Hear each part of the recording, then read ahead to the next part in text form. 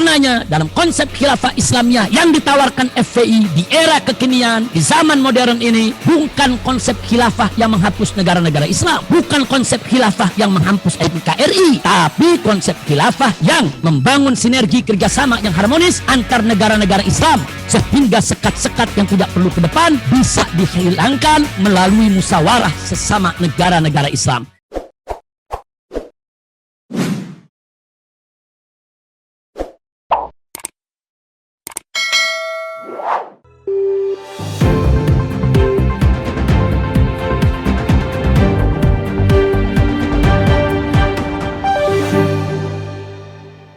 Kita beri kesempatan kepada terdakwa dulu.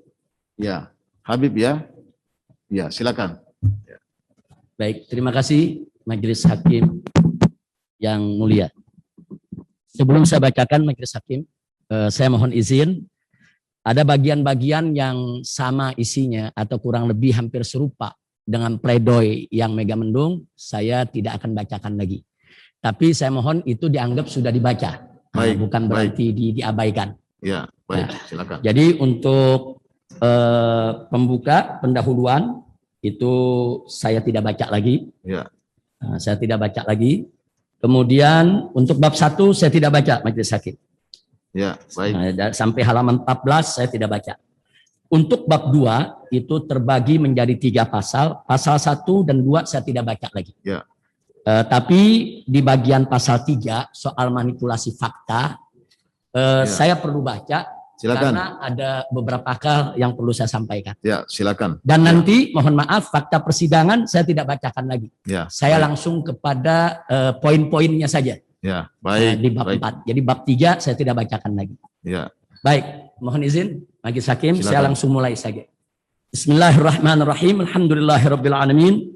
Wassalatu wassalamu ala sayyidil mursalin wa ala alihi wa sahbihi ajma'in. 3 Romawi, manipulasi fakta. Politik kriminalisasi juga menghalalkan segala cara dalam rangka mencari pembenaran. Di antaranya adalah manipulasi fakta. Dan manipulasi fakta ini merupakan kejahatan serius dan kezaliman luar biasa dalam penegakan hukum. Karenanya, seorang penegak hukum sejati yang selalu mencari kebenaran pasti akan senantiasa menjaga diri dari kejahatan manipulasi fakta. Sebagai contoh kasus, sekaligus sebagai bukti, adalah terjadi dalam kasus kerumunan Maulid Nabi Muhammad SAW di Petamburan. Banyak kami dapatkan praktek manipulatif, baik dengan menghilangkan fakta kebenaran atau membuat fakta bohong atau cara kontroversial lainnya. Berikut buktinya. Nomor 1, menghilangkan fakta kebenaran.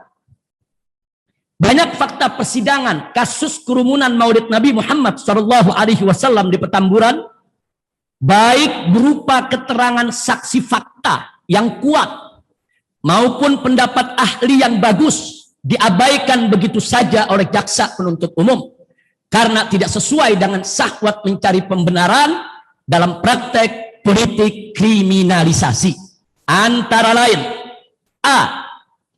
Saksi fakta Abda Ali, yaitu Kepala Sub Pendaftaran Ormas Kemendagri, yang dihadirkan sebagai saksi fakta oleh jaksa penuntut umum, sudah menegaskan berulang kali dalam sidang bahwa ormas yang tidak punya SKT atau belum perpanjang SKT yaitu surat keterangan terdaftar, ormas yang tidak punya SKT atau belum perpanjang SKT tetap boleh melakukan aktivitas keorganisasian dengan menggunakan segala atributnya. Keterangan saksi fakta ini sudah diperkuat oleh keterangan saksi ahli tata negara Dr. Refli Harun dalam sidang ini juga. Dan tidak ada satupun saksi fakta, juga tidak ada satupun saksi ahli tata negara dalam sidang ini yang menyatakan bahwa ormas tanpa SKT tidak boleh beraktivitas dan tidak boleh menggunakan atributnya. Tidak ada. Namun, faktanya jaksa penuntut umum tetap keras kepala dan ngotot dalam tuntutannya di bagian analisa fakta pada halaman 307, jaksa penuntut umum menyatakan ketika masa berlaku organisasi FPI tersebut berakhir, ternyata terdakwa bersama pengurus lainnya masih melakukan kegiatan keorganisasiannya. Walaupun organisasi kemasyarakatan FPI tersebut tidak lagi berbadan hukum dan juga tidak terdaftar di Kementerian Dalam Negeri. Ini ada ditulis oleh jaksa penuntut umum dalam tuntutannya halaman 307. Nah, apakah jaksa penuntut umum lebih tahu dari kasus pendaftaran Ormas Kemendagri Abda Ali yang justru jaksa penuntut umum sendiri yang menghadirkannya sebagai saksi fakta? Dan apakah jaksa penuntut umum lebih pintar dari ahli tata negara Dr. Refli Harun dalam soal SKT yang sudah panjang lebar menjabarkannya, yaitu di dalam sidang ini? Jadi dengan jaksa penuntut umum mengabaikan saksi fakta dan saksi ahli yang sebetulnya kedua-duanya ini punya kekuatan pembuktian yang luar biasa, ini menjadi bukti bahwa jaksa penuntut umum telah dengan sengaja menghilangkan fakta kebenaran dalam sidang, sehingga jaksa penuntut umum tidak lagi menghargai alat bukti yang sebenarnya telah memiliki kekuatan pembuktian yang sangat kuat. Maaf majelis hakim, ini saya sampaikan bukan untuk menghina jaksa penuntut umum, tapi ini merupakan protes, kritik, tanggapan kita terhadap perilaku jaksa di dalam tuntutannya. Tapi kalau jaksa merasa terhina, itu bukan urusan saya. B. Semua saksi ahli epidemiologi dan ahli kesehatan serta ahli hukum kesehatan, baik yang dihadirkan jaksa penuntut umum, yaitu Profesor Dr. Haryadi Wibowo, ahli epidemiologi, dan Dr. Panji Fortuna, juga ahli epidemiologi, maupun yang dihadirkan penasehat hukum terdakwa, yaitu Dr. Tonang, ahli kesehatan dan ahli COVID. Semuanya mereka sepakat di dalam sidang ini memberikan kesaksian pendapatnya bahwa tidak ada kepastian suatu kerumunan menularkan COVID. Yang ada hanya potensi atau kemungkinan. Lalu, saksi fakta dari Satgas COVID ataupun pemerintah yang dihadirkan oleh jaksa penuntut umum juga, yaitu Dr. Andes Endra Muryanto, MM, Kepala Laboratorium DKI Jakarta, dan M. Budi Hidayat, PLT Dirjen P2P Kemenkes RI, serta Dr. Widya Stuti, Kadinkes DKI Jakarta. Ini semua dihadirkan oleh jaksa penuntut umum dalam sidang ini. Dengan membawa data COVID mereka, tidak ada satupun dari mereka semua, para saksi yang saya sebutkan tadi, baik saksi fakta maupun saksi ahli, tidak ada satupun yang menyatakan bahwa kenaikan COVID di Provinsi Jakarta atau di Kecamatan Tanah Abang akibat kerumunan maulid di Kelurahan Petamburan. Tidak ada yang memberikan pernyataan seperti itu di dalam sidang ini. Bahkan mereka semua mengaku tidak tahu data detail tentang COVID di tingkat Kelurahan Petamburan. Bahkan di sidang ini mereka juga mengaku bahwa pasca kerumunan maulid di Petamburan tidak ada klaster baru yang namanya klaster maulid atau klaster HRS atau klaster Petamburan dan yang sejenisnya. Ditambah lagi dengan keterangan saksi fakta yang juga dihadirkan oleh jaksa penuntut umum, yaitu Kapolres Jakarta Pusat, Bapak Heru Novianto, yang memberikan kesaksian bahwa benar pasca acara maulid di Petamburan dilakukan tracing dan rapid test terhadap warga Petamburan. Artinya betul-betul di lokasi diadakannya maulid. Dan hasilnya semua negatif. Adapun keterangan saksi fakta lurah yang suka dijadikan dalil oleh jaksa penuntut umum yang bernama Lurah Setianto yang mengaku terpapar COVID pasca acara maulid di Petamburan, justru yang bersangkutan baik di BAP maupun di sidang ini sudah mengaku dalam sidang, saudara, bahwa ia tidak hadir di lokasi acara maulid dan berada jauh dari kerumunan, kurang lebih sekitar 150 meter, karena beliau takut dengan kerumunan. Serta beliau tinggalnya bukan di Petamburan, tapi tinggal di Bodong Gede, Bogor. Dan dia pun mengaku tidak tahu terpaparnya dari mana. Nah, ini fakta-fakta sidang yang kita dapatkan, yang tidak terpungkiri. Lalu anehnya, jaksa penuntut umum tetap saja keras kepala dan ngotot dalam tuntutannya di halaman 342. Di halaman 342, jaksa penuntut umum menyatakan bahwa benar akibat berkumpulnya ribuan orang pada acara kegiatan tersebut menimbulkan lonjakan penyebaran COVID di Petamburan. Ini jaksa ini menggunakan data dari mana? Saksi fakta tidak ada, data COVID tidak ada, saksi ahli tidak memberikan pernyataan sedemikian rupa, langsung memastikan bahwa benar, kata jaksa, akibat berkumpulnya ribuan orang pada acara kegiatan tersebut menimbulkan lonjakan penyebaran COVID di Petamburan. Ini termaktub di tuntutan jaksa penuntut umum halaman 342. Jadi dari mana jaksa penuntut umum bisa memastikan bahwa penyebaran COVID di Kelurahan Petamburan akibat acara Maulid tanpa melalui penyelidikan epidemiologi yang benar, tanpa penelitian ilmiah? Dan ini satu lagi yang menjadi bukti bahwa jaksa penuntut umum telah dengan sengaja menghilangkan fakta kebenaran dalam sidang, sehingga dengan sengaja mengabaikan alat bukti yang memiliki kekuatan pembuktian yang tak terbantahkan. Sungguh sangat kami sesalkan para jaksa penuntut umum yang konon katanya berpendidikan tinggi dan konon katanya menjunjung tinggi kesopanan, ternyata berani dengan sengaja dan secara sadar melakukan perbuatan yang sangat hina, yaitu manipulasi fakta dengan cara menghilangkan fakta kebenaran. Dan manipulasi fakta ini dalam penegakan hukum ini merupakan kezaliman yang luar biasa dan jauh lebih berbahaya daripada sekedar cacian. Nomor 2, majelis hakim yang mulia, membuat fakta bohong. Dalam fakta persidangan kasus kerumunan Maulid Nabi Muhammad SAW di Petamburan, ada didapat fakta palsu. Saya katakan sekaligus fakta palsu yang tidak pernah dipersaksikan oleh keterangan saksi fakta maupun pendapat ahli, juga keterangan terdakwa di sidang ini, tapi oleh jaksa penuntut umum dijadikan sebagai fakta persidangan demi mendapatkan dalil pembenaran atas dakwahan atau tuntutannya, hanya untuk memenuhi syahwat politik kriminalisasinya. Antara lain kita buktikan: A, dalam tuntutan jaksa penuntut umum halaman 310, maskapai penerbangan selalu memberitahukan kepada seluruh penumpangnya mengenai COVID-19 dan protokol kesehatan yang harus dipenuhi oleh setiap penumpang untuk pencegahan COVID-19. Pertanyaannya, dari mana jaksa penuntut umum membenarkan dan memastikan hal ini? Karena selama sidang tidak ada satupun saksi yang dihadirkan oleh jaksa penuntut umum maupun penasehat yang dihadirkan oleh jaksa penuntut umum maupun penasehat hukum, yaitu saksi yang ikut naik pesawat Saudia yang saya tumpangi. Nggak ada. Apakah jaksa penuntut umum memanggil pilotnya atau pramugarinya atau penumpang lain selain saya di sidang ini untuk memberikan pernyataan sedemikian rupa? Tidak ada.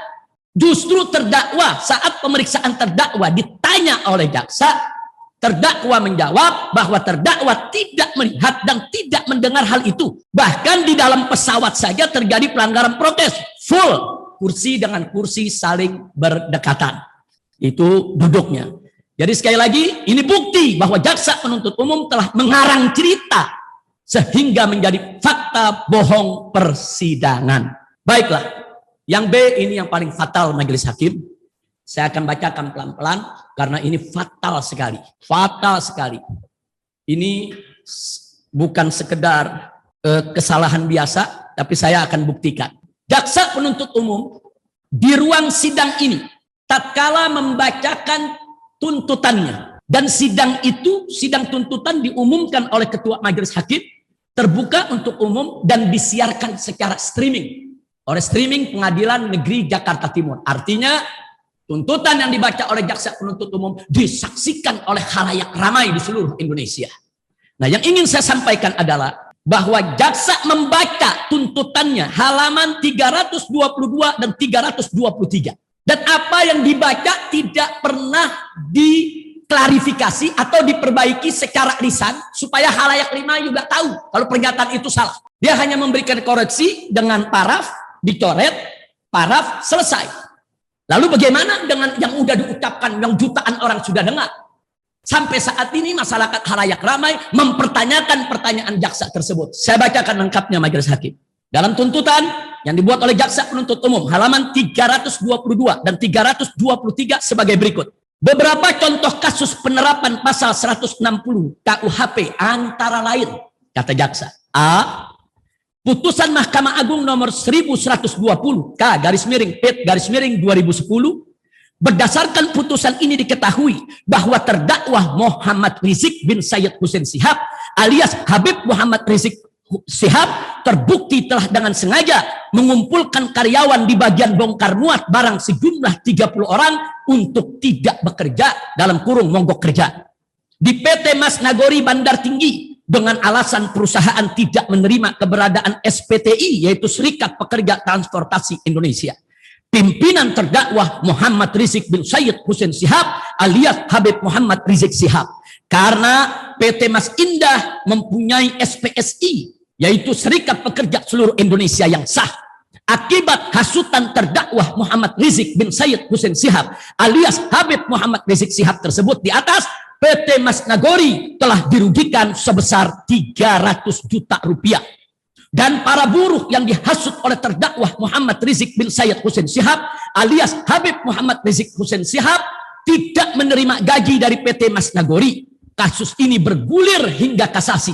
Hakim pada pengadilan negeri menyatakan terdakwa Muhammad Rizik bin Sayyid Hussein Shihab alias Habib Muhammad Rizik Shihab telah terbukti secara sah dan meyakinkan bersalah melakukan tindak pidana penghasutan.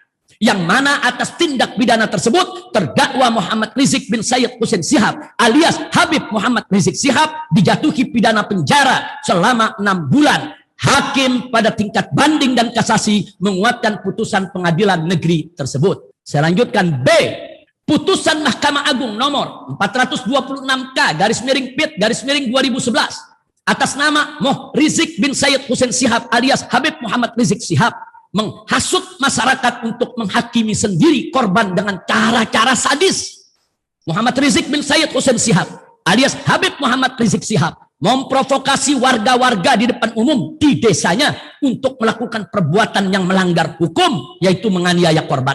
Akhirnya hakim menyatakan Muhammad Rizik bin Sayyid Hussein Shihab alias Habib Muhammad Rizik Shihab terbukti secara sah dan meyakinkan bersalah melakukan tindak pidana menghasut.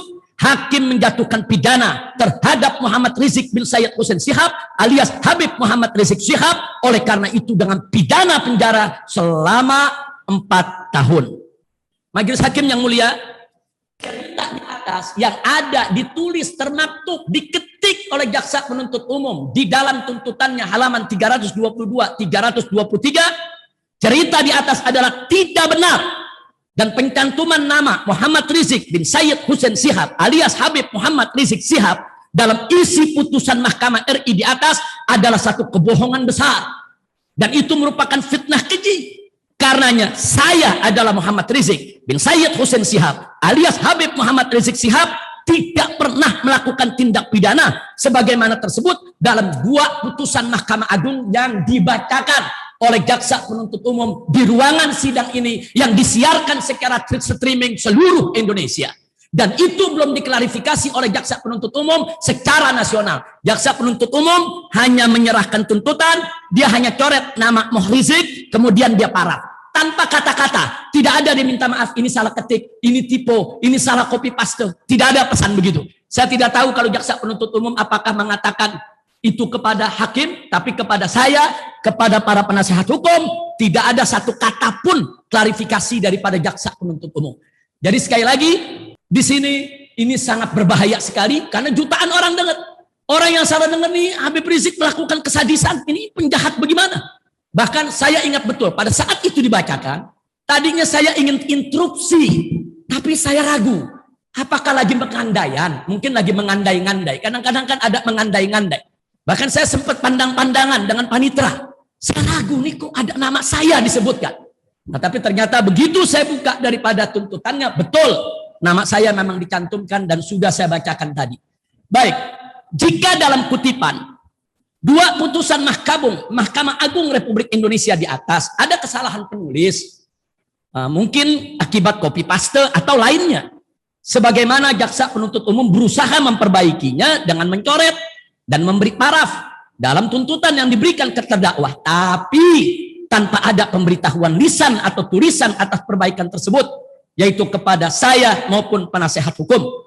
Dan tidak juga dilakukan pengumuman lisan di dalam ruang sidang, agar mereka yang terlanjur mendengar bacaan jaksa penuntut umum di luar sana melalui siaran streaming juga bisa mengetahui kesalahan dan perbaikannya.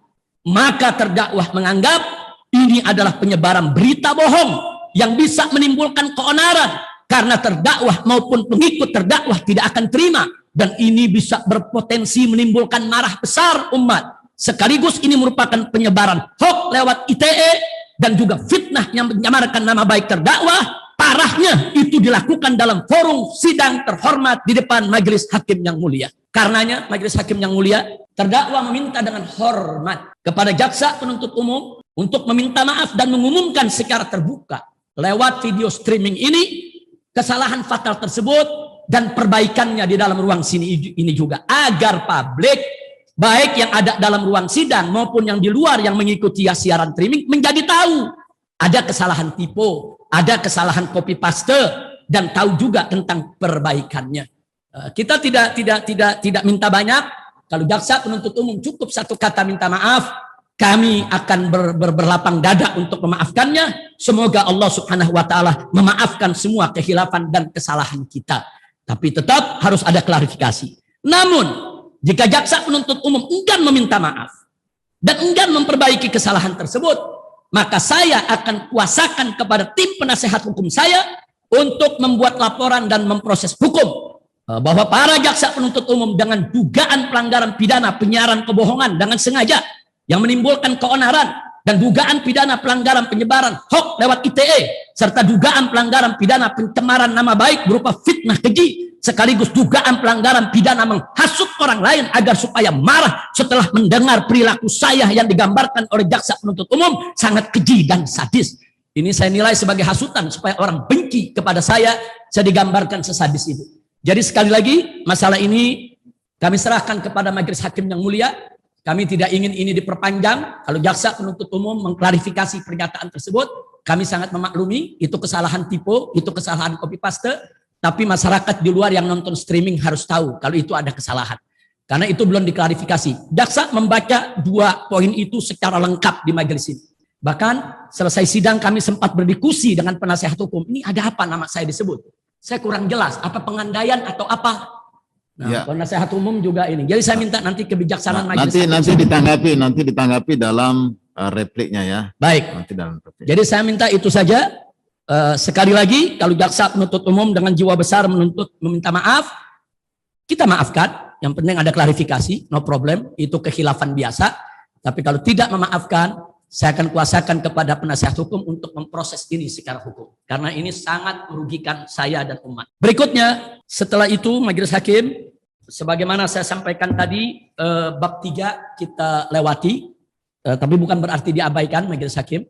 Bab 3 tentang fakta persidangan, dari halaman 25 sampai halaman 44. Nah, saya langsung masuk ke bab 4 saja, poin-poin penting fakta persidangan. Kepada yang mulia majelis hakim, kepada yang tercinta seluruh penasehat hukum, kepada yang terhormat semua jaksa penuntut umum, kepada yang istimewa segenap pecinta keadilan dimanapun berada. Dari semua fakta-fakta persidangan yang mencakup keterangan saksi fakta dan keterangan ahli serta keterangan terdakwa ditambah bukti surat dan petunjuk lainnya, maka dapat diambil kesimpulan sebagai berikut. 1. Bahwa benar terdakwa 3 tahun setengah tinggal atau diasingkan di Saudi Arabia, tepatnya di kota suci Makkah Al-Mukarramah. 2. Bahwa benar terdakwa beberapa kali mencoba pulang tapi gagal karena dicekal. 3. Bahwa benar terdakwa dicekal pemerintah Saudi atas permintaan pemerintah Republik Indonesia. 4. Bahwa benar terdakwa membuat rekaman mohon doa dari habaib dan ulama serta umat agar bisa pulang. Saya potong sebentar di sini, majelis hakim yang mulia. Berkenaan dengan video ini, waktu ditayangkan di sini, saya pernah meminta izin kepada majelis hakim, apakah film rekaman itu boleh diputar atau tidak, karena film itu tidak melalui ahli forensik. Waktu itu majelis hakim katakan jawab saja pertanyaannya. Jadi sekali lagi di sini saya mau nyatakan video yang ditayangkan oleh jaksa penuntut umum kami tolak karena tidak melalui forensik.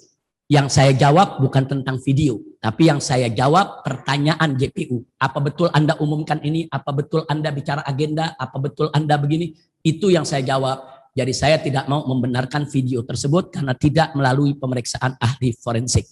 Jadi kalau itu diajukan sebagai alat bukti, kami keberatan. Berikutnya 5, bahwa benar terdakwa saat pulang tanggal 9 November 2020 sempat diganggu agar gagal. 6, bahwa benar terdakwa dengan izin Allah Subhanahu wa taala tanggal 10 November 2020 berhasil pulang. 7, bahwa benar terdakwa punya surat bebas Covid dari otoritas Saudi Arabia. 8, bahwa benar terdakwa tidak diperiksa kesehatan di Bandara Suta. 9, bahwa benar terdakwa tidak dapat clearance kesehatan saat tiba di Bandara Suta. 10, bahwa benar terdakwa tidak tahu surat edaran isolasi 14 hari bagi WNI dari luar negeri. 11, bahwa benar terdakwa isolasi mandiri dan isolasi di rumah sakit setelah terima surat edaran tersebut.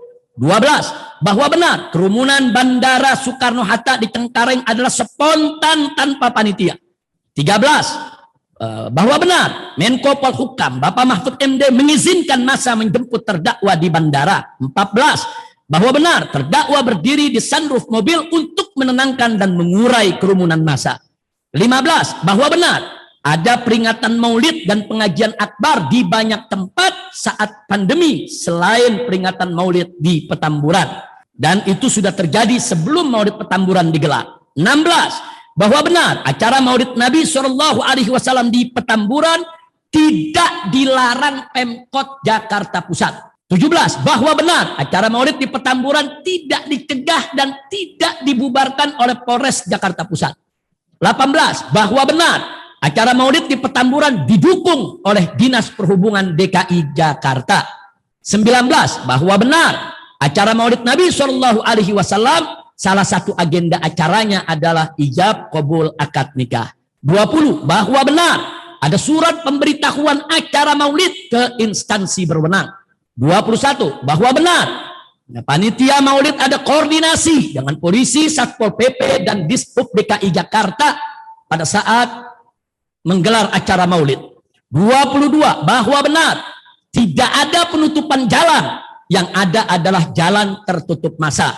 Karena panitia minta penutupan jalan dari Dishub tapi ditolak. Kemudian jalan tertutup dibantu oleh polisi, Satpol PP dan Dishub untuk mengatur dan mengurai lalu lintas. 23, bahwa benar Dishub dan polisi membantu atasi kemacetan lalu lintas di lokasi maulid. 24, bahwa benar ada seruan patuhi prokes sebelum dan saat acara maulid berlangsung. 25, bahwa benar ada bantuan BNPB pusat untuk prokes acara maulid di Petamburan. 26, bahwa benar ada penempatan tempat cuci tangan di beberapa pintu masuk acara maulid. 27, bahwa benar ada pembagian masker dan hand sanitizer di lokasi acara maulid. 28, bahwa benar ada petugas panitia penertiban jarak di lokasi acara maulid. 29, bahwa benar tidak ada hasutan, tidak ada provokasi, tidak ada paksaan, tidak ada ancaman untuk hadir maulid di Petamburan. 30, bahwa benar tidak ada keonaran atau kerusuhan atau keributan selama pelaksanaan acara maulid. 31, bahwa benar acara maulid dibubarkan lebih awal dari biasanya. Biasanya acara maulid FPI di Petamburan sampai sholat subuh. Tapi karena pandemi dan mulai terjadi pelanggaran prokes di luar kendali panitia, maka dibubarkan lebih awal. 32, bahwa benar panitia sangat kooperatif dengan petugas dan pejabat negara. 33, bahwa benar panitia tidak pernah menghalang-halangi petugas ataupun pejabat negara. 34, bahwa benar pada awalnya acara maulid berjalan tertib sesuai prokes. 35, bahwa benar ada 36 peserta maulid di Petamburan langgar prokes, langsung didenda dan mereka semua patuh hukum membayar sanksi dendanya. 36, bahwa benar ada pelanggaran prokes tanpa sengaja di maulid Petamburan, tapi tetap panitia diwajibkan membayar sanksi denda 50 juta rupiah. 37, bahwa benar tidak ada pelanggaran prokes di Jakarta yang dipidana kecuali prokes Petamburan, yaitu kerumunan maulid. 38, bahwa benar tidak ada klaster COVID baru pasca Maulid di Petamburan. 39, bahwa benar hasil tracing dan rapid test pasca Maulid, yaitu terhadap warga Petamburan yang ada di lokasi Maulid, hasilnya semua negatif. 40, bahwa benar Maulid di Petamburan tidak menyebabkan kedaruratan kesehatan masyarakat dan tidak ada satupun peraturan pemerintah yang menyebutkan sedemikian rupa. 41, bahwa benar saat Front Pembela Islam sebagai panitia Maulid masih belum dibubarkan, FPI belum dilarang oleh pemerintah. 42, bahwa benar FPI tidak boleh dibubarkan hanya karena perbuatan oknum. 43, bahwa benar visi misi FPI tidak bertentangan dengan Pancasila. 44, bahwa benar FPI telah memenuhi persyaratan perpanjangan SKT, tapi FPI tetap dibubarkan. 45, bahwa benar FPI sangat aktif di bidang kemanusiaan dan penanggulangan bencana serta penanggulangan wabah. 46, bahwa benar FPI taat hukum sehingga setelah dibubarkan sampai saat ini tidak ada lagi FPI atau pengurus atau anggotanya yang beraktivitas. Jadi semua atribut sudah ditinggalkan. 47, bahwa benar terdakwa pasca Maulid di Petamburan diancam, diteror, dan diintimidasi. 48, bahwa benar terdakwa saat sakit dirawat di rumah sakit Umi terus diganggu dan ditekan. 49, bahwa benar terdakwa pasca keluar dari rumah sakit Umi menjalankan isolasi mandiri di rumah di Sentul Bogor ternyata diintai dengan drone dan para pengintai. 50, bahwa benar rombongan terdakwa bersama keluarga, anak, menantu, cucu dikejar-kejar dan ditembaki hingga 6 pengawal terdakwa diculik dan dibantai dengan sadis. 51, bahwa benar terdakwa pada tanggal 12 Desember 2020 dengan sukarela mendatangi Polda Metro Jaya lalu ditahan hingga saat ini. 52, bahwa benar ada kriminalisasi Maulid Nabi Muhammad sallallahu alaihi wasallam. Baik, majelis hakim, masuk bab kelima, analisa dakwahan. Nah, tentu ini harus dibacakan karena berbeda sama sekali dengan pledoi yang tadi. Bab 5, analisa dakwaan dan tuntutan. Kepada yang mulia majelis hakim, kepada yang tercinta seluruh penasehat hukum, kepada yang terhormat semua jaksa penuntut umum, kepada yang istimewa segenap pecinta keadilan dimanapun berada. A. Dakwaan ke-1. Bahwa dakwaan pertama yaitu terkait pasal 160 KUHP menyatakan sebagai berikut. Barang siapa di muka umum dengan lisan atau tulisan menghasut supaya melakukan perbuatan pidana, melakukan kekerasan terhadap penguasa umum, atau tidak menuruti baik ketentuan undang-undang maupun perintah jabatan yang diberikan berdasar ketentuan undang-undang, diancam dengan pidana penjara paling lama 6 tahun atau pidana denda paling banyak Rp4.500. Bahwasanya benar terdakwa dan panitia Maulid Nabi Muhammad SAW mengundang umat Islam datang untuk memuliakan Nabi Muhammad SAW dan menjadikannya sebagai suri tauladan, bukan untuk menghasut umat melakukan kejahatan. Mengundang bukan menghasut, sehingga unsur menghasut supaya melakukan perbuatan pidana tidak terpenuhi. Bahwasanya benar dalam peringatan Maulid Nabi Muhammad SAW di Petamburan tidak ada terjadi kekerasan terhadap penguasa umum maupun masyarakat. Bahkan terdakwa dan panitia sangat kooperatif dan kerjasama dengan pemerintah maupun petugas dalam menghimbau peserta Maulid agar patuhi prokes sehingga unsur melakukan kekerasan terhadap penguasa umum juga tidak terpenuhi. Bahwasanya benar dalam peringatan Maulid Nabi Muhammad SAW di Petamburan dan terdakwa dan panitia sejak awal mentaati dan menuruti aturan undang-undang serta mengikuti himbauan pejabat berwenang tentang pelaksanaan Maulid Nabi SAW harus mengikuti protokol kesehatan. Adanya terjadi pelanggaran oleh jamaah tidak pernah direncanakan oleh terdakwa maupun panitia. Namun demikian terdakwa dan panitia tetap bertanggung jawab dan menerima dengan ikhlas sanksi denda sebesar 50 juta rupiah sehingga unsur tidak menuruti baik ketentuan undang-undang maupun perintah jabatan pun tidak terpenuhi. Selain itu, bahwasanya benar terdakwa dan panitia sudah bayar sanksi denda sebesar 50 juta rupiah, sehingga kasus pelanggaran prokes di Petamburan seharusnya sudah selesai. Menurut saksi ahli pidana Dr. Dian Adriawan, bahwa kasus prokes, beliau dihadirkan di dalam sidang ini, Dr. Dian Adriawan, beliau mengatakan bahwa kasus prokes yang sudah dikenakan sanksi denda, maka kasusnya sudah selesai, karena sesuai dengan prinsip ultimum remedium, yaitu bahwa peraturan perundangan administrasi yang mengandung hukum pidana harus dimulai dari sanksi administrasi dulu, bukan pidana. Karena pidananya merupakan jalan terakhir apabila sanksi administrasi tidak membuat jera pelaku, di mana dia mengulangi pelanggarannya lagi, baru dikenakan hukum pidana. Karena tujuan pemidanaan belum tercapai. Sedang menurut saksi ahli teori pidana, Dr. Abdul Khair Ramadan menyatakan bahwa kasus pelanggaran prokes yang sudah dikenakan sanksi denda, maka kasusnya sudah selesai. Karena sesuai dengan prinsip nebis in idem, yaitu orang tidak boleh dihukum 2 kali dalam kasus yang sama. Dan menurut saksi ahli pidana dan ahli mediko-legal Dr. Lutfi Hakim, bahwa nebis in idem harus diartikan secara luas.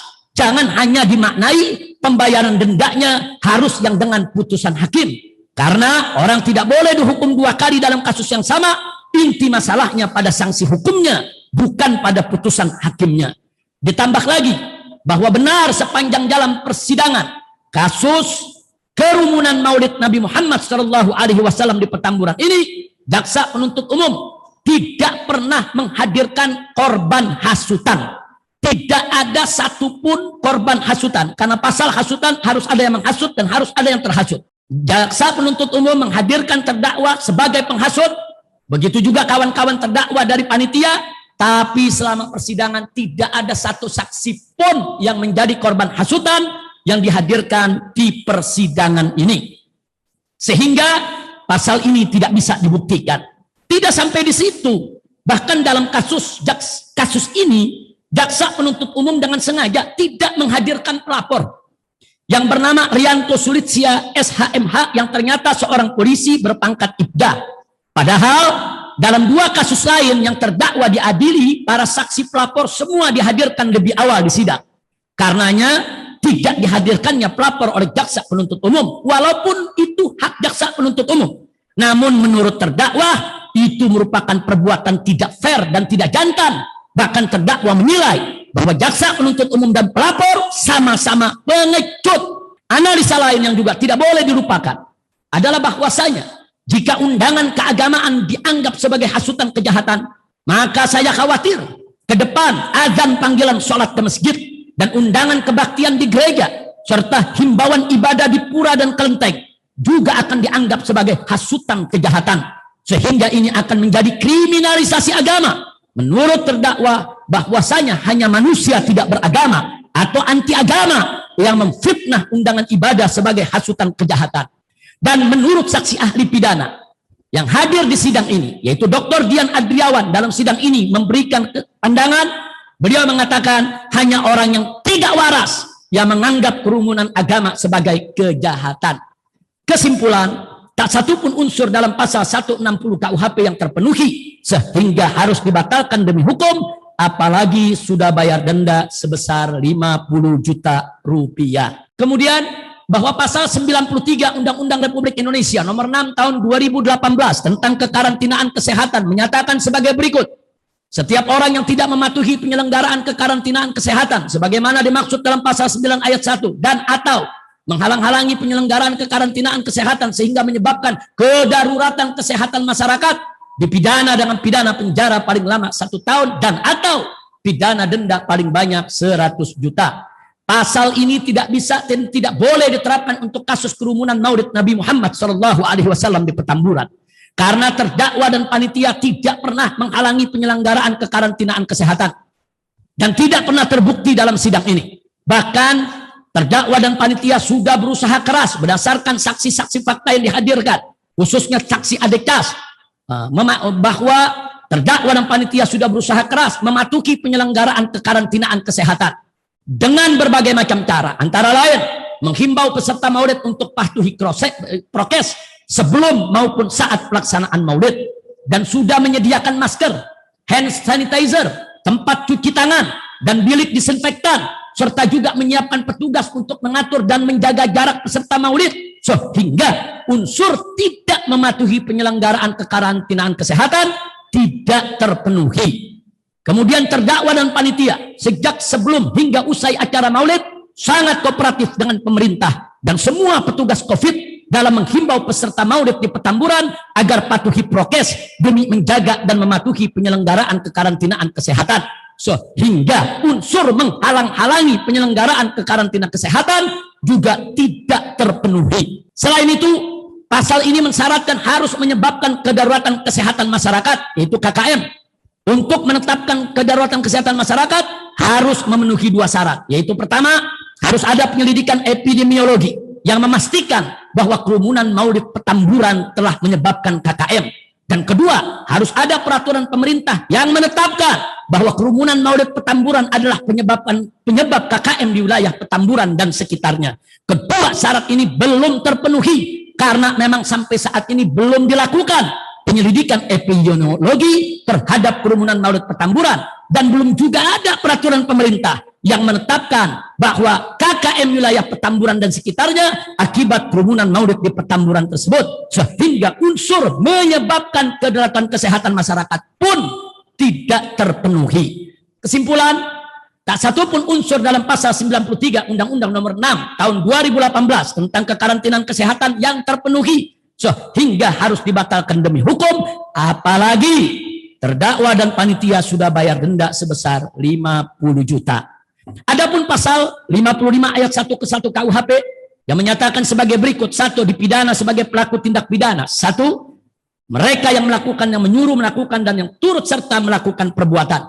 Penerapan pasal ini menjadi batal dengan sendirinya manakala pasal yang dijuntukan kepadanya tidak terpenuhi unsur. Dakwahan kedua, majelis hakim yang mulia, yang terhormat, bahwa dakwahan kedua yaitu terkait pasal 216 ayat 1 KUHP yang bunyinya sebagai berikut: barang siapa dengan sengaja tidak menuruti perintah atau permintaan yang dilakukan menurut undang-undang oleh pejabat yang tugasnya mengawasi sesuatu atau yang tugasnya maupun diberi kekuasaan untuk mengusut atau memeriksa perbuatan pidana, demikian pula barang siapa dengan sengaja mencegah, menghalang-halangi atau menggagalkan tindakan guna menjalankan ketentuan undang-undang yang dilakukan oleh salah seorang pejabat tersebut, diancam dengan pidana penjara paling lama 4 bulan 2 minggu atau pidana denda paling banyak Rp9.000.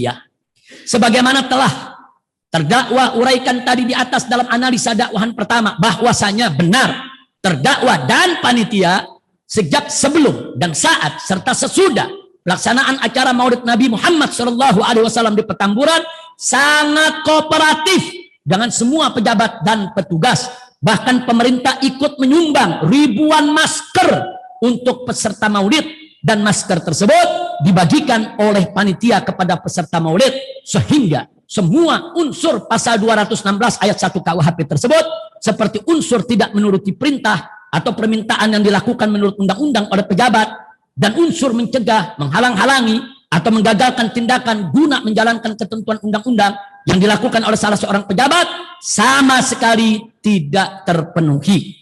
Lagi pula, menurut saksi ahli teori pidana Dr. Abdul Khair Ramadan, bahwa pasal 216 ayat 1 KUHP tidak ada relevansinya dengan penyelenggaraan PSBB dan prokes, karena tidak ada perbuatan pidana dalam PSBB dan prokes, sehingga penerapan pasal tersebut tidak tepat. Kesimpulan, tak satu pun unsur dalam pasal 216 ayat 1 KUHP yang terpenuhi, sehingga harus dibatalkan demi hukum, apalagi terdakwa dan panitia sudah bayar denda Rp50 juta. Dakwaan ketiga, majelis hakim yang mulia, jaksa penuntut umum yang terhormat, penasehat hukum yang tercinta, dan seluruh pecinta keadilan dimanapun berada.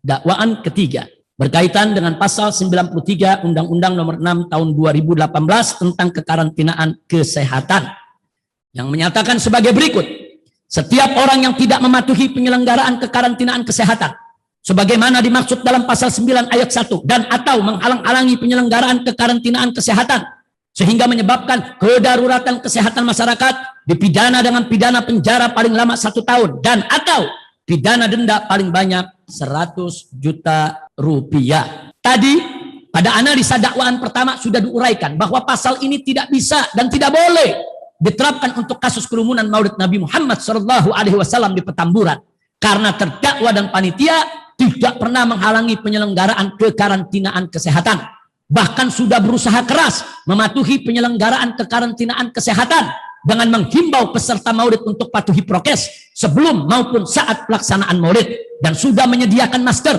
hand sanitizer, tempat cuci tangan, dan bilik disinfektan, serta juga menyiapkan petugas untuk mengatur dan menjaga jarak peserta maulid sehingga unsur tidak mematuhi penyelenggaraan kekarantinaan kesehatan tidak terpenuhi. Dan juga terdakwa maupun panitia sejak sebelum hingga usai acara maulid sangat kooperatif dengan pemerintah dan semua petugas COVID dalam menghimbau peserta maulid agar patuhi prokes demi menjaga dan mematuhi penyelenggaraan kekarantinaan kesehatan sehingga unsur menghalang-halangi penyelenggaraan kekarantinaan kesehatan juga tidak terpenuhi. Lalu selain itu pasal ini sebagaimana tadi sudah terdakwa paparkan bahwa pasal ini mensyaratkan harus menyebabkan kedaruratan kesehatan masyarakat. Untuk menetapkan kedaruratan kesehatan masyarakat harus memenuhi 2 syarat, yaitu pertama, harus ada penyelidikan epidemiologis yang memastikan bahwa kerumunan Maulid Petamburan telah menyebabkan kedaruratan kesehatan masyarakat. Dan kedua, harus ada peraturan pemerintah yang menetapkan bahwa kerumunan Maulid di Petamburan adalah penyebab kedaruratan kesehatan masyarakat di wilayah Petamburan dan sekitarnya.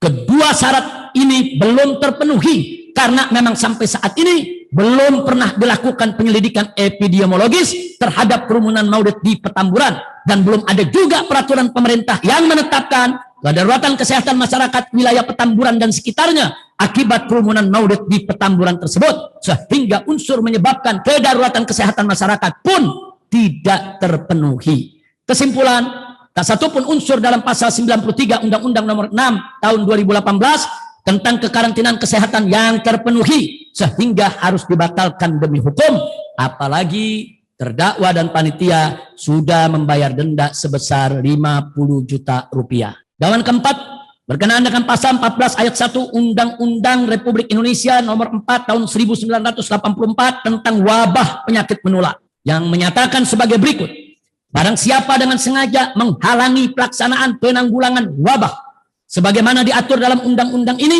diancam dengan pidana penjara selama-lamanya 1 tahun dan atau denda setinggi-tingginya 1 juta rupiah. Pasal ini juga tidak bisa dan tidak boleh diterapkan untuk kasus kerumunan Maulid Nabi Muhammad SAW di Petamburan karena terdakwa dan panitia tidak pernah menghalangi pelaksanaan penanggulangan wabah. Terbukti bahwa terdakwa dan panitia sejak sebelum hingga usai acara Maulid sangat kooperatif dengan pemerintah dan semua petugas COVID dalam menghimbau peserta maulid agar patuhi prokes demi menjaga dan mematuhi yaitu penyelenggaraan daripada penanggulangan wabah, penyelenggaraan karantina kesehatan dalam rangka untuk penanggulangan wabah. Bahkan sudah berusaha keras ikut melaksanakan program penanggulangan wabah dengan menghimbau peserta maulid untuk patuhi prokes sebelum maupun saat pelaksanaan maulid dan sudah menyediakan masker, hand sanitizer, tempat cuci tangan, dan bilik disinfektan, serta juga menyiapkan petugas untuk mengatur dan menjaga jarak peserta maulid sehingga unsur menghalangi pelaksanaan penanggulangan wabah tidak terpenuhi. Kesimpulan bahwa unsur dalam pasal 14 ayat 1 Undang-Undang Nomor 4 Tahun 1984 tentang wabah penyakit menular tidak terpenuhi sehingga harus dibatalkan demi hukum, apalagi terdakwa dan panitia sudah membayar denda 50 juta rupiah. Dakwaan yang terakhir, dakwaan kelima, Majelis Hakim yang mulia, penasehat hukum yang tercinta, jaksa penuntut umum yang terhormat, dan seluruh pecinta keadilan dimanapun berada. Dakwaan kelima, bahwa dakwaan kelima dari surat dakwaan penuntut umum adalah mengenai perbuatan sebagaimana diatur dan diancam dalam pasal 82(4)A ayat 1 junto pasal 59 ayat 3 huruf C dan D Undang-Undang RI nomor 16 tahun 2017 tentang penetapan peraturan pemerintah pengganti Undang-Undang nomor 2 tahun 2017 tentang perubahan atas Undang-Undang nomor 17 tahun 2013 tentang organisasi kemasyarakatan menjadi undang-undang junto pasal 55 ayat 1 ke 1 KUHP, junto pasal 10 huruf B KUHP, junto pasal 35 ayat 1 KUHP. Maka tanggapan daripada terdakwa sebagai berikut. Berkenaan dengan pasal 59 ayat 3. Huruf C dan D menyatakan sebagai berikut. Ormas dilarang. C. Melakukan tindakan kekerasan, mengganggu ketentraman dan ketertiban umum, atau merusak fasilitas umum dan fasilitas sosial, dan atau D. Melakukan kegiatan yang menjadi tugas dan wewenang penegak hukum sesuai dengan ketentuan perundang-undangan. Bahwa benar dalam acara Maulid Nabi Muhammad SAW di Petamburan tanggal 14 November 2020 tidak ada panitia maupun pengurus FPI dan anggotanya yang melakukan tindakan kekerasan, mengganggu ketentraman dan ketertiban umum, atau merusak fasilitas umum dan fasilitas sosial, dan atau melakukan kegiatan yang menjadi tugas dan wewenang penegak hukum sesuai dengan ketentuan perundang-undangan.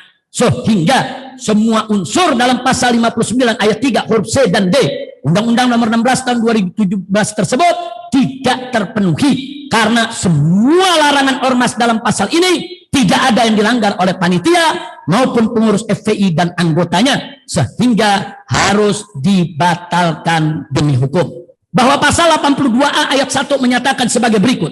Yang dimaksud dengan sengaja adalah adanya niat atau kesengajaan dalam bentuk apapun, kesengajaan dengan kemungkinan, kesengajaan dengan maksud atau tujuan, kesengajaan dengan kepastian. Untuk itu, kesengajaan telah nyata dari adanya persiapan perbuatan. No bereding handling sudah dapat dipidana, dan ini sebagai perluasan adanya percobaan, pembantuan atau pemufakatan jahat yang dimaksud dengan secara langsung atau tidak langsung adalah pernyataan pikiran dan atau kegiatan ormas yang sejak pendaftaran untuk disahkan sebagai badan hukum atau bukan badan hukum telah memiliki niat jahat, mens rea atau itikat tidak baik yang terkandung di balik pernyataan tertulis pengakuan sebagai ormas yang berasaskan Pancasila dan Undang-Undang Dasar Republik Indonesia 1945 yang dinyatakan dan tercantum di dalam anggaran dasar ormas, namun di dalam kegiatannya terkandung pikiran atau perbuatan yang bertentangan dengan Pancasila dan UUD Negara Republik Indonesia tahun 1945. Di sini terdakwa ingin mengatakan bahwa pasal 82A ayat 1 Undang-Undang nomor 16 tahun 2017 ini tidak ada kaitan sama sekali dengan kasus pelanggaran prokes dalam acara Maulid Nabi Muhammad SAW di Petamburan. Terdakwa menilai bahwa ini adalah pasal selundupan yang sangat jahat dan keji, karena hendak menunggangi kasus pelanggaran prokes dengan kepentingan balas dendam politik oligarki yang sudah terdakwa uraikan dalam pendahuluan, sehingga penerapan pasal ini harus dibatalkan demi hukum. Kemudian bahwa pasal 10 huruf B KUHP yang menyatakan sebagai berikut. Pidana tambahan, pencabutan hak-hak tertentu, perampasan barang-barang tertentu, pengumuman putusan hakim. Pasal ini pun pasal selundupan yang sama sekali tidak ada kaitan dengan kasus pelanggaran prokes dalam acara Maulid Nabi Muhammad SAW di Petamburan. Penerapan pasal ini justru menjadi bukti kuat bahwa kasus pelanggaran prokes terdakwa adalah kasus politik yang dibungkus dengan kasus hukum demi kepentingan balas dendam politik oligarki yang sudah terdakwa uraikan dalam pendahuluan, sehingga penerapan pasal ini pun harus dibatalkan demi hukum. Bahwa pasal 35 ayat 1 KUHP menyatakan sebagai berikut. Hak-hak terpidana yang dengan putusan hakim dapat dicabut dalam hal-hal yang ditentukan dalam kitab undang-undang ini atau dalam aturan umum lainnya ialah: 1. Hak memegang jabatan pada umumnya atau jabatan yang tertentu. 2. Hak memasuki angkatan bersenjata. 3. Hak memilih dan dipilih dalam pemilihan yang diadakan berdasarkan aturan-aturan umum. 4. Hak menjadi penasehat hukum atau pengurus atau penetapan pengadilan. Hak menjadi wali pengawas, pengampu atau pengampu pengawas atas orang yang bukan anak sendiri. 5. Hak menjalankan kekuasaan bapak, menjalankan perwalian atau pengampunan atas anak sendiri. 6. Hak menjalankan mata pencarian tertentu. Inilah puncak pasal selundupan yang sama sekali tidak ada kaitan dengan kasus pelanggaran prokes dalam acara Maulid Nabi Muhammad SAW di Petamburan. Penerapan pasal ini justru semakin menjadikan terbuka dan telanjang cara-cara jahat dan sadis serta menjijikkan dari politik kriminalisasi yang dimainkan jaksa penuntut umum, baik atas kemauan jaksa penuntut umum sendiri atau by order dari pihak lain, untuk kepentingan balas dendam politik oligarki dalam rangka melumpuhkan gerakan dakwah terdakwah di tengah umat. Karenanya semakin kuat dan semakin jelas bahwa kasus pelanggaran prokes terdakwah adalah kasus politik yang dibungkus dengan kasus hukum demi kepentingan balas dendam politik oligarki yang sudah terdakwa uraikan dalam pendahuluan, sehingga penerapan pasal ini pun harus dibatalkan demi hukum karena melanggar hak asasi manusia. Kesemua pasal di atas dimunculkan dengan dalih karena pengurus FPI berperan sebagai panitia Maulid Nabi di Petamburan yang menggunakan surat resmi FPI dengan berbagai atribut FPI, lalu dikaitkan bahwa saat menjadi panitia Maulid tersebut FPI tidak memiliki SKT, sehingga jaksa penuntut umum mengambil kesimpulan ala buzzer rekehan bahwa FPI telah menyalahgunakan organisasi untuk melanggar aturan. Sebagaimana terdakwa sudah jelaskan sebelumnya pada bab 2 tentang politik kriminalisasi di bagian Romawi 3 tentang manipulasi fakta, bahwa benar saksi fakta Abda Ali kasus pendaftaran Ormas Kemendagri yang dihadirkan oleh jaksa penuntut umum sudah menegaskan berulang kali dalam sidang bahwa ormas yang tidak punya SKT atau belum perpanjang SKT tetap boleh melakukan aktivitas keorganisasian dengan menggunakan segala atributnya. Keterangan saksi fakta ini sudah diperkuat oleh keterangan saksi ahli tata negara Dr. Refli Harun dalam sidang ini juga, dan tidak ada satupun saksi fakta maupun saksi ahli tata negara dalam sidang ini yang menyatakan bahwa ormas tanpa SKT tidak boleh beraktivitas dan tidak boleh menggunakan atributnya. Namun jaksa penuntut umum tetap keras kepala dan ngotot dalam tuntutannya di analisa fakta pada halaman 307 menyatakan ketika masa berlaku organisasi FPI tersebut berakhir, ternyata terdakwa bersama pengurus lainnya masih melakukan kegiatan keorganisasiannya walaupun organisasi kemasyarakatan FPI tersebut tidak lagi berbadan hukum dan juga tidak terdaftar di Kementerian Dalam Negeri. Apakah jaksa penuntut umum lebih tahu dari kasus pendaftaran Ormas Kemendagri Abda Ali dan lebih pintar dari ahli tata negara Dr. Refli Harun dalam soal SKT? Ini bukti bahwa jaksa penuntut umum telah dengan sengaja menghilangkan fakta kebenaran dalam sidang, sehingga jaksa penuntut umum tidak lagi menghargai alat bukti yang sebenarnya telah memiliki kekuatan pembuktian yang sangat kuat ini. Soal asas organisasi, sesuai Undang-Undang Nomor 17 Tahun 2013 tentang organisasi kemasyarakatan, pada bab 1 tentang ketentuan umum pasal 1 termaktub sebagai berikut. Dalam undang-undang ini yang dimaksud dengan 1. Organisasi kemasyarakatan yang selanjutnya disebut adalah organisasi yang didirikan dan dibentuk oleh masyarakat secara sukarela berdasarkan kesamaan aspirasi, kehendak, dan tujuan untuk berpartisipasi dalam pembangunan demi tercapainya tujuan Negara Kesatuan Republik Indonesia yang berdasarkan Pancasila. Isi pasal ini tidak menyebut ormas yang berdasarkan Pancasila, tapi isi pasal ini menegaskan bahwa Negara Kesatuan Republik Indonesia yang berdasarkan Pancasila. Jadi jangan dibalik, ini negaranya yang harus berdasarkan Pancasila, bukan ormasnya dalam pasal ini. Berikutnya pada bab 2 di undang-undang yang sama tentang asas ciri dan sifat, pasal 2 menyatakan asas ormas tidak bertentangan dengan Pancasila dan Undang-Undang Dasar Negara Republik Indonesia tahun 1945. Kembali terdakwa ingin mengulangi isi bab 2 pasal 2, asas ormas tidak bertentangan dengan Pancasila dan Undang-Undang Dasar Negara Republik Indonesia tahun 1945. Jadi pasal ini tidak mengatakan ormas harus berdasarkan Pancasila, tapi pasal ini menegaskan asas ormas tidak bertentangan dengan Pancasila. Karenanya pada pasal 3 berbunyi, ormas dapat mencantumkan ciri tertentu yang mencerminkan kehendak dan cita-cita ormas yang tidak bertentangan dengan Pancasila dan Undang-Undang Dasar Negara Republik Indonesia tahun 1945. Maaf majelis hakim yang mulia, isi kedua pasal ini sangat jelas. Saking jelasnya hingga anak sekolah dasar pun bisa mengerti dan memahaminya. Sehingga tidak perlu sekolah tinggi-tinggi hingga dapat gelar sarjana hukum atau master hukum atau doktor hukum kalau hanya untuk memahami maksud pasal tersebut. Dalam sidang ini juga telah dijelaskan secara tuntas oleh saksi ahli tata negara Dr. Refli Harun bahwa ormas bebas menggunakan asas apa saja asal tidak bertentangan dengan norma-norma dan nilai-nilai Pancasila maupun Undang-Undang Dasar 1945, seperti memakai asas keagamaan sesuai dengan sila pertama Pancasila, atau memakai asas kemanusiaan, keadilan sesuai dengan sila kedua Pancasila, atau memakai asas persatuan persaudaraan sesuai dengan sila ketiga Pancasila, atau memakai asas musyawarah mufakat sesuai sila keempat Pancasila, atau memakai asas keadilan sosial sesuai sila kelima Pancasila, atau memakai asas hak asasi manusia sesuai isi Undang-Undang Dasar 1945, atau memakai asas gotong royong sesuai dengan norma dan nilai Pancasila maupun Undang-Undang Dasar 1945 dan lain sebagainya. Jadi FPI sebagai organisasi yang berasaskan Islam sama sekali tidak bertentangan dengan Pancasila maupun Undang-Undang Dasar 1945.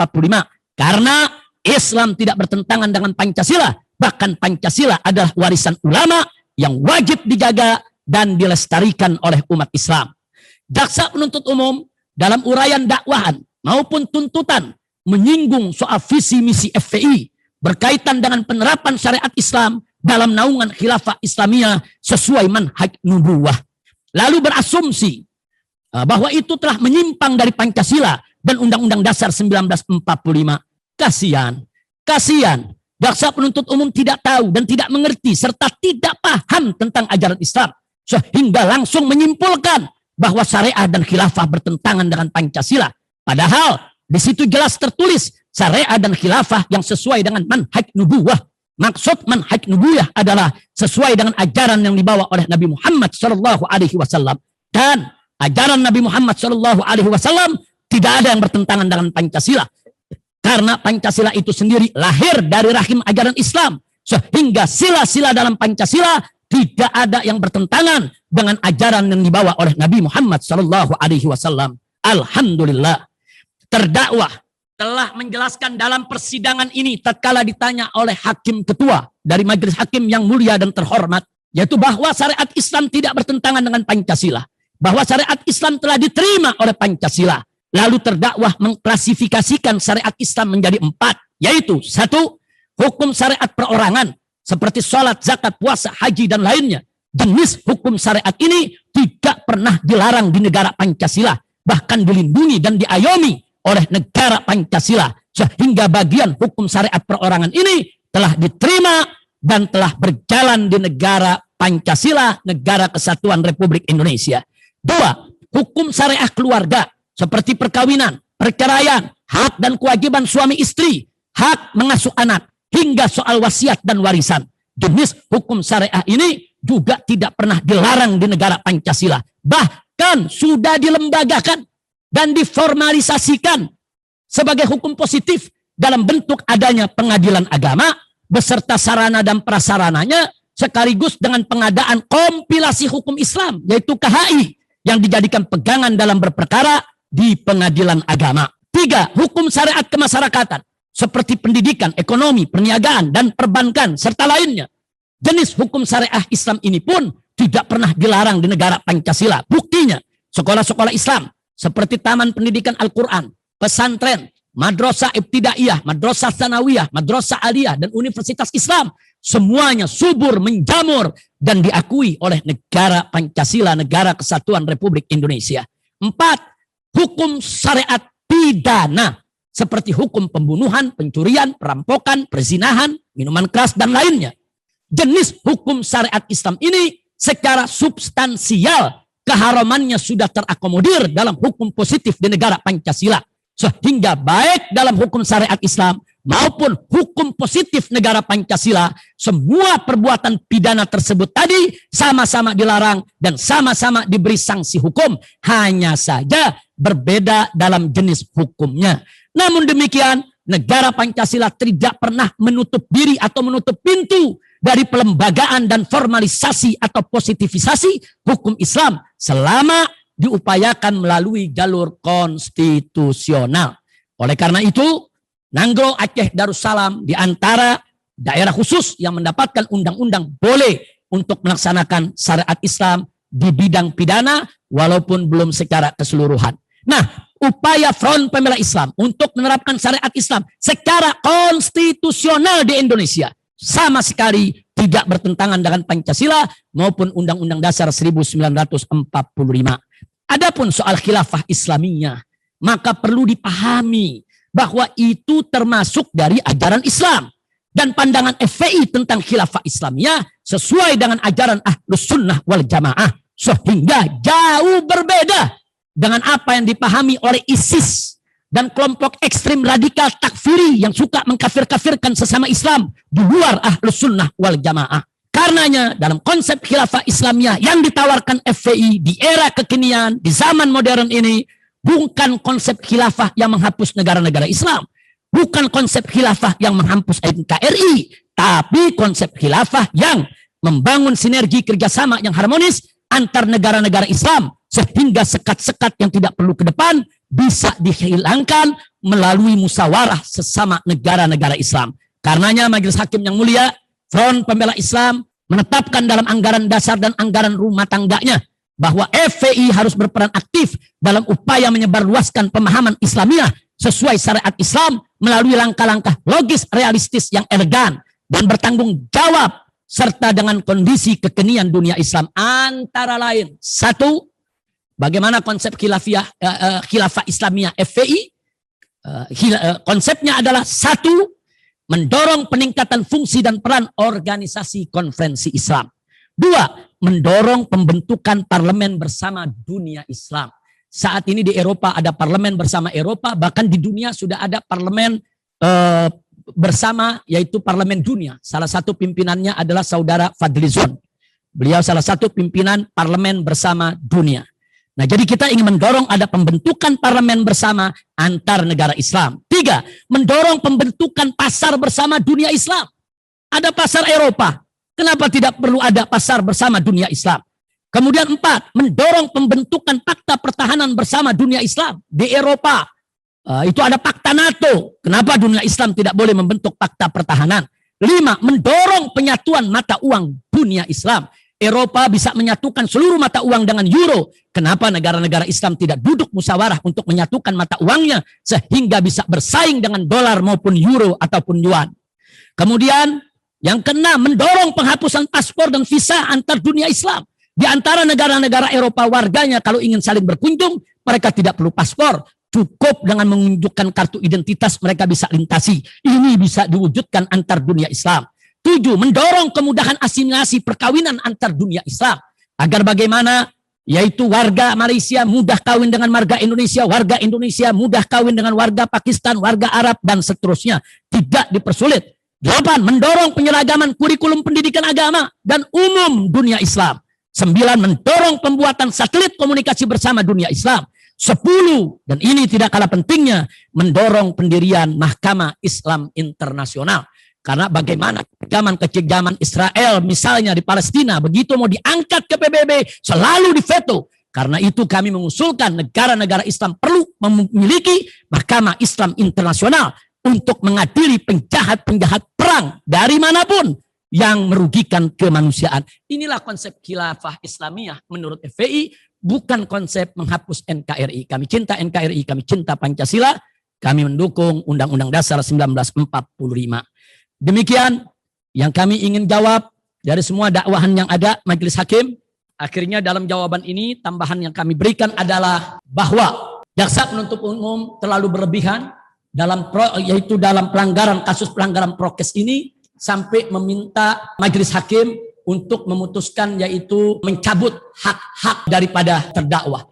Ini bagi kami, ini merupakan satu tuntutan yang kelewatan, keluar batas, dan maaf, kami jadi makin yakin dengan adanya tuntutan semacam itu. Salah satu tuntutan yang dibacakan oleh jaksa penuntut umum kemarin ini, minta supaya para terdakwa ini, yaitu dicabut hak berorganisasinya selama 3 tahun. Nah, di sini saya ingin sampaikan Majelis Hakim, pelarangan atribut. Juga ada tuntutan kemarin pelarangan atribut FPI. Saya heran, SKB 6 menteri atau 6 pejabat tinggi setingkat menteri itu sudah membubarkan FPI, sudah melarang FPI, termasuk melarang penggunaan atribut FPI. Sudah ada dalam SKB. Tapi kenapa tiba-tiba pelarangan atribut FPI kok dimunculkan dalam pasal selundupan dalam kasus sidang daripada urusan prokes? Sehingga kami menduga, maaf, kami bukan suudzon, Apakah SKB itu tidak cukup kuat untuk melarang daripada atribut, atau memang SKB itu inkonstitusional, ilegal, sehingga pemerintah tidak percaya diri dengan putusan ilegalnya, sehingga mereka menyelundupkan tuntutan pelarangan atribut FPI supaya menjadi justifikasi legalisasi terhadap SKB yang bernuansakan politik tersebut. Itulah makanya kami mohon maaf kalau sejak awal kami mengatakan bahwa sidang ini kasus politik, bukan kasus hukum. Kasus politik yaitu yang dibungkus dengan hukum. Maka itu maaf majelis hakim, kami mohon bantuan. Harapan kami besar kepada majelis hakim yang mulia, supaya majelis yang terhormat yang dipimpin oleh hakim-hakim yang berdedikasi, hakim-hakim yang baik dan bijak, hakim-hakim yang telah menuntun kami dari awal sidang sampai saat ini dengan tekun, dengan serius, agar menyelamatkan sidang peradilan kita ini jangan sampai kemasukan pasal-pasal selundupan untuk memenuhi syahwat politik daripada pihak-pihak oligarki yang ingin melakukan balas dendam politik. Terima kasih majelis hakim. Itu yang ingin saya sampaikan. Ini penutupnya majelis hakim, halaman terakhir sekali. Akhirnya kepada majelis hakim yang mulia, kami meminta dari sanubari yang paling dalam agar mengambil keputusan dengan keyakinan untuk menghentikan proses hukum yang zalim terhadap saya dan kawan-kawan demi terpenuhi rasa keadilan, sekaligus menyelamatkan tatanan hukum dan sendi keadilan di tanah air yang sedang dirongrong oleh kekuatan jahat yang anti agama dan anti Pancasila, serta membahayakan keutuhan persatuan dan kesatuan NKRI. Karenanya kami mohon, karena Allah subhanahu wa ta'ala, demi tegaknya keadilan, agar majelis hakim yang mulia memutuskan untuk terdakwa dan untuk kawan-kawan terdakwa dalam yaitu peristiwa kerumunan Maulid Nabi Muhammad SAW di Petamburan dengan vonis bebas murni, dibebaskan dari segala tuntutan, dilepaskan dari penjara tanpa syarat, dikembalikan nama baik, martabat dan kehormatan. Terima kasih. Sekian pledoi kami. Hasbunallah wa ni'mal wakil, ni'mal maula wa ni'mal nasir, wala haula wala quwata illa billahil aliyil azim, walhamdulillahi rabbil alamin. Jakarta 20 Mei 2021. Al-Habib Muhammad Rizik bin Husain Syihab dan segenap kawan-kawan panitia Maulid Petamburan. Terima kasih. Wassalamualaikum warahmatullahi wabarakatuh. Waalaikumsalam.